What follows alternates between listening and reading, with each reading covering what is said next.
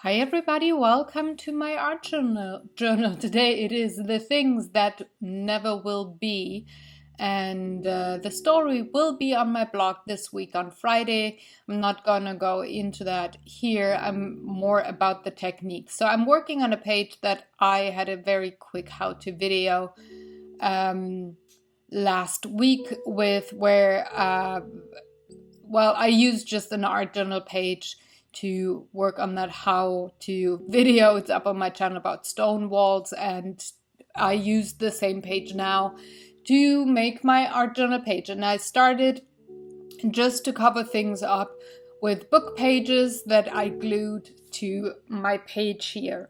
Excuse my voice. Oh boy. And then I took acrylics to the book pages and just gave it a very solid layer with those two colors. It's a mixing white and a burnt umber. Just to give it kind of a, antique looking coloring. I'm sorry for my head being in the frame so often. I was not sitting but standing on my art table, and apparently the camera is not set up perfectly for that. But anyway, once I had that dry, I went with a palette knife here in just the mixing white to have these rain floating kind of things, and then with the brown color I just went with the edge of the palette knife to make those horizontal and vertical lines. And then I went on to the focal point and I took transparent paper and Copics and just had a very illustration-y kind of a scene there. There's not a lot to it when it comes to super sophisticated technique, but I wanted to have certain colors that would maybe remind you of history, of stories, of the past, of a dream-like kind of a feel. So I went with more of the warm yellows and the warm greens and a bit of a gray. That is a cold gray here, but the person that I'm drawing out there is so tiny that she's actually, she doesn't look out of place there, though she has the cold colors instead of the warm ones. But then again, I'm working on transparent paper, so you can see through the background in the end.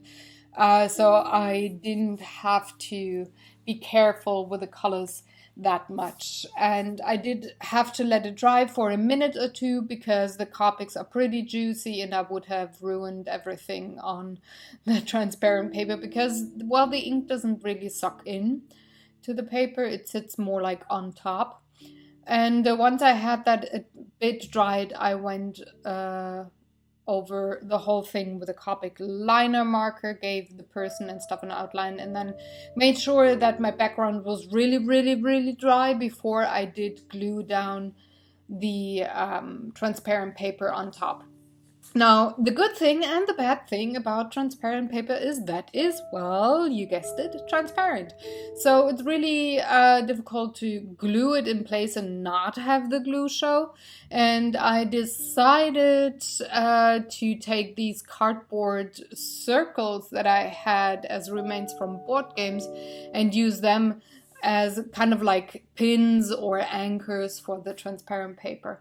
I really like the look of the background through the transparent paper. I really like to play with the milky kind of a texture of the transparent paper, and I think especially the sky of that scenery worked out really nicely in the end.